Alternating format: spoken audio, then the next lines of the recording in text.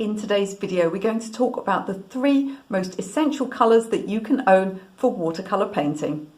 Welcome back to my channel. If you're new here, my name is Michelle. On this channel, you'll find all things watercolour, as well as drawing and mixed media tutorials, colour mixing videos like this one, even some business and motivation for artists too. Please do consider subscribing. If you click the bell icon, you'll get notified every time I have a new video for you. Make at least one free video a week here on YouTube on a Thursday, with extra content for Patreon subscribers. I'm trying to get to 100,000 subscribers at the moment, and I'm so grateful to all of you who subscribe to me here on YouTube. So in this video, we're going to go through the 3 colours that I would choose probably above all others in terms of usefulness. You'll notice that they align fairly closely with the printer's example of CMYK colours.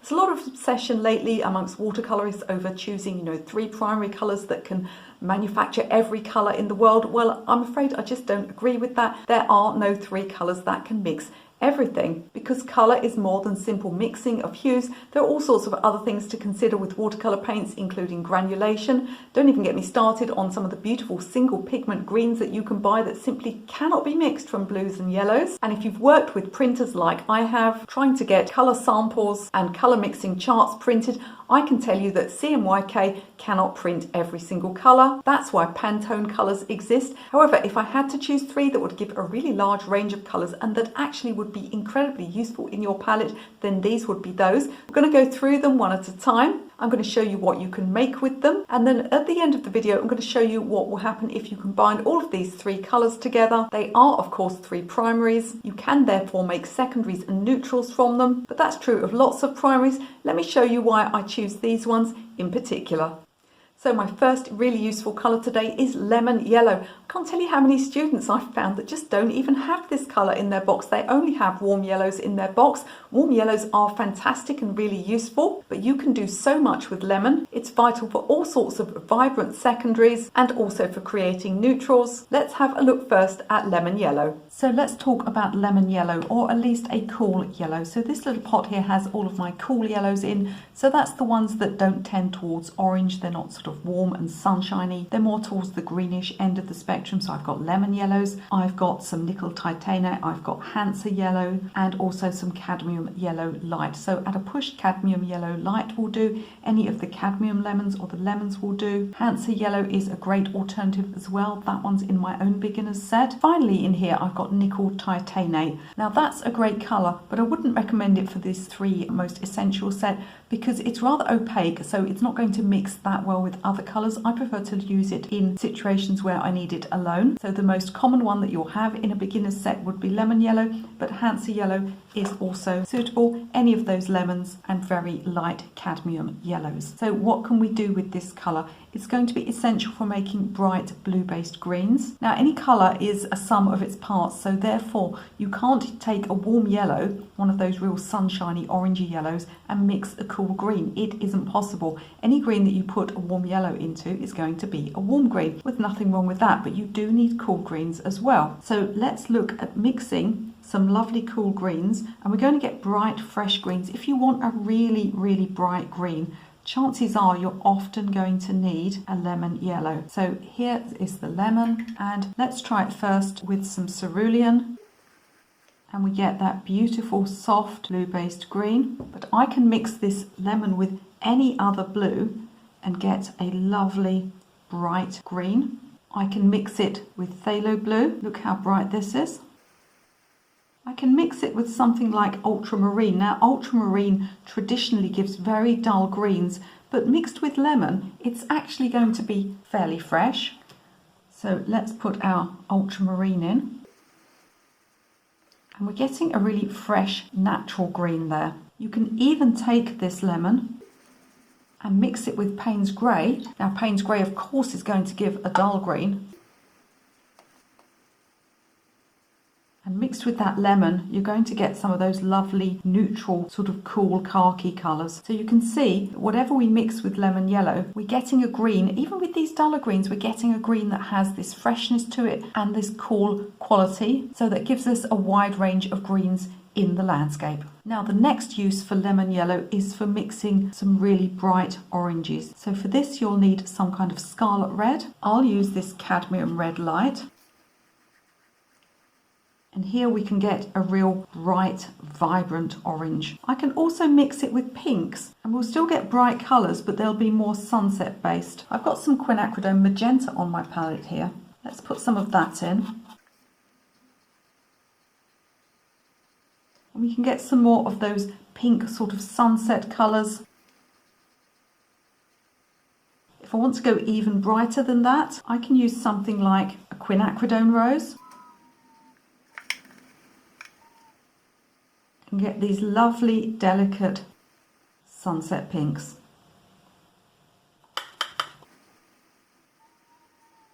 Now the last use for lemon yellow I'm going to show you at the end of this video, and that's because I need the other two colours that we'll be using today. The last use for lemon yellow is as a fantastic way of mixing neutrals. So that's things like beige and grey and cream. In order to mix a neutral you need 3 primary colours, and in order to get good greys and cool based things like linen type colours, those soft concrete colours, you need a cool based yellow. Lemon is perfect for it. I'll show you how to do it at the end of this video, so keep watching until we're on to our third colour, and I'll be showing you how to create those beautiful neutrals with your lemon.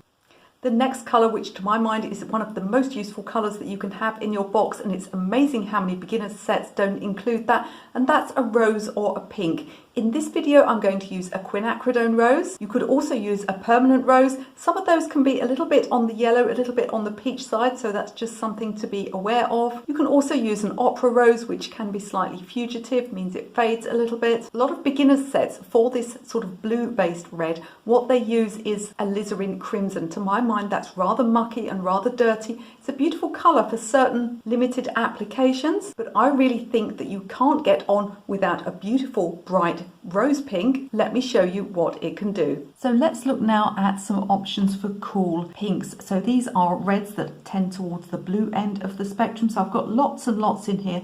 Now some of them wouldn't be suitable for this essentials video where we want only the most useful colours. Quinacridone magenta, which we looked at just now, is a nice colour, but it's almost purple. Potter's pink is incredibly dull. It's an interesting colour for sure, but I want more of these bright pinks. So I'm going to be using this one here, which is a Quinacridone rose, which to me is one of the most pure blue based pinks that you can get, a cool pink. There are other options. We have things like opera rose.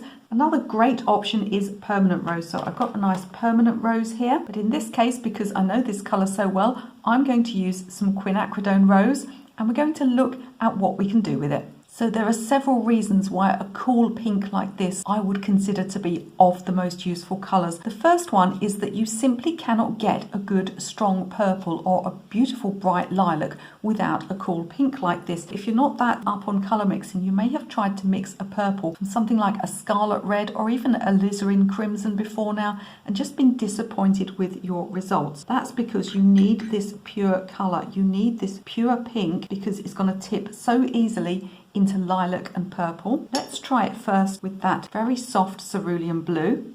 And I should be able to get a lovely lilac colour here. You see the variation I'm getting there, and I can take that mix as far as I want into the blue. Absolutely essential for flower painting. But the real magic happens when I combine it with something like ultramarine. Ultramarine is a very purple based blue anyway, and once we put that pink in, look at that, we're going to get these beautiful strong royal purples. I can put more pink in if I want to go brighter. You simply won't get a bright purple like this with any other kind of red. Now, another amazing use for a pink like this is to neutralize a bright green. So I've got some ready-made greens here. Let's go for this one. I think it's Daniel Smith Green Gold. It's a lovely, lovely bright color. But if you are under the circumstance where you have a bright green and, you know, some of those bright greens you get, phthalo greens, things like that, can just be way too bright. All you've got to do is pop a little bit of pink into it and you will neutralize that color. So red is the opposite color to green. And because pink is the cool version of red, you are going to make your far too bright greens much more beautiful and natural looking. You're going to neutralize them right down. If you've got one of those colors in your box that's labeled something like emerald and you just think to yourself, oh, I can't ever use this green, it's way too bright and unnatural, a tiny drop of pink will make everything better. The last use for this is it's absolutely vital for mixing those neutrals and greys, but again, we're going to combine it with the lemon yellow and with our third colour at the end of the video. At this point, as always, can I ask you please, if you're getting some value from this video, can you press the like button? If you can like, share, subscribe or leave me a comment, it'll help push my channel out to more people. I'm trying to get to 100,000 subscribers at the moment. I'm so grateful to all of you who watch me on YouTube, and let's get back on with our colour mixing. My last colour choice is Phthalo Blue. Now for years I didn't have Phthalo Blue at all. For the examples I'm going to show you here, I would be using a Prussian. Prussian is a great colour, I still love it, and you can use it for most of the examples that I'm going to show you. However, a Phthalo Blue is just a little bit brighter and a little bit more versatile. It's a staining colour, as is Prussian, and there is so much you can do with this really useful mixing colour. Just like Prussian Blue, you're going to have to go a little bit easy on it because it's so strong that you can take things a little bit too far. But once you learn to control it, it's going to add a whole new dimension to your watercolour paintings. I've got a new piece of paper because there's so much room I need to show you everything that can be done with this colour. Now with the other two colours, I've given you alternatives. So in other words, you could use this pink or this pink or this pink. You could use this cool yellow or this other cool yellow. There's not really a replacement for Phthalo Blue. The closest one would be Prussian Blue, and you can try any of these techniques today with Prussian Blue, but it's going to be a little bit duller. It's just not as bright and as vibrant as Phthalo Blue. Now Phthalo Blue does come in different types, so the pigment has different variations. So you might have seen Phthalo Blue green shade or Phthalo Blue red shade. The green shade just tends slightly more towards the yellow end of the spectrum, so in other words it's towards turquoise, and the red shade tends towards the red purple end of the spectrum, so it's more purplish. Having said that, you know, if you swatch them you'll barely see the difference. These are very, very minor variations in pigment type, so if you're a beginner, please don't get caught up on what sort of Phthalo Blue it is. As long as you've got one, it'll be fine. So to start with, it's just a really fantastic colour by itself. For skies and seas, it may need a little adjustment, so let's just swatch a bit of the colour by itself. I'm being careful because look how strong it is. I'm putting that on a wet surface there, of course. Now with the tiniest adjustment, let's put a little lemon in. We can push it more towards aquas and turquoises, so it's fantastic for all those sea and lagoon colours that you might need. It also makes incredibly strong purples, so we can take our pink that we used at the beginning, add our Phthalo Blue, and we can get the darkest, strongest purples you could ever wish for. It can be used in the sky to adjust other colours. So for example, if I were using something like this cerulean blue, and I liked the delicacy of it and I liked the granulation of it, but it just wasn't very bright, I can zhuzh it up a bit by putting some phthalo in. It's also a great thing for skies. If you've got a paint that's very, very granulating and you want to use it, something like an ultramarine, but you really think it's a bit too heavy and granular, try mixing it half and half with phthalo. Now I say half and half, I don't mean exact quantities half and half. I'm talking about colour strength half and half, because phthalo is incredibly strong. So if you mix Phthalo Blue and cerulean blue in exact quantities of half and half, then you wouldn't even see the cerulean because the phthalo is so strong. But I'm talking about mixing it so that you see about half of each colour on the paper, so you can brighten up your skies with it. It makes the most fabulous selection of greens. Again, we can put our lemon with it, we can put our cool yellow with it, and get a huge selection of bright greens. And you won't get a brighter green than you get with Phthalo Blue. But we can also mix warm bright greens with it. So we can do exactly the same thing, but we can use a different yellow. We can use warmer yellows. So let's get some diarylide yellow. And here you see we get these warmer greens coming in. We could even go as far as putting yellow ochre in. or one of the Indian or transparent yellows, and then we'd get some beautiful olive greens. Now, in the beginning of this video, I talked about the ability to get neutrals from these three colours that we've chosen today. So I'm going to show you how to do it. So I've got the yellow in here. If I put some of the blue in, of course it will go green. Then if I add the pink, I'm adding the third primary, but it's a cool version of it. And so it starts to neutralise the other colours. We start to get colours that are more towards grey. We've got a sort of a lilac grey there. I'm going to put more yellow in. If you water this sort of colour right down, quite a lot of the pink and the yellow in, you can not only get soft greys, you can get those kind of neutral colours that you might see on a cream coloured vase or a concrete path. Those lovely, lovely soft neutrals. You can also, if you go more into the blue, you can get some stronger greys with it. You'll need to adjust. You see how it's gone green? Green is yellow and blue. That tells me I need more pink. If it goes purple, then purple is red and blue, and that tells me I need a bit more yellow. So you can just keep adjusting and adjusting, and you can make greys and neutrals that are as dark or as light as you want them. Mixing until you've got the colour strength that you need. That one's quite lilac-y. I could add more blue. I can push these neutral colours into any direction that I want them. Phthalo Blue is a fantastically strong colour that mixes with every other colour in your palette. It is, in my mind, one of the most important colours that you can own.